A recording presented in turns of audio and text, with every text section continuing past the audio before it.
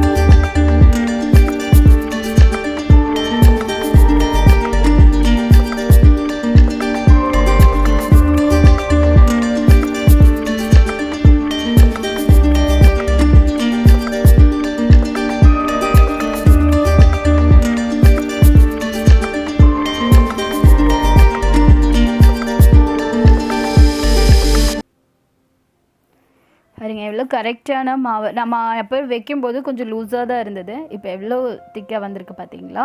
இப்போ எண்ணெய் ரொம்ப ஹையில் வச்சுக்கோங்க. ஊற்றுனது உடனே மீடியம் ஃப்ளேமுக்கு கொண்டு.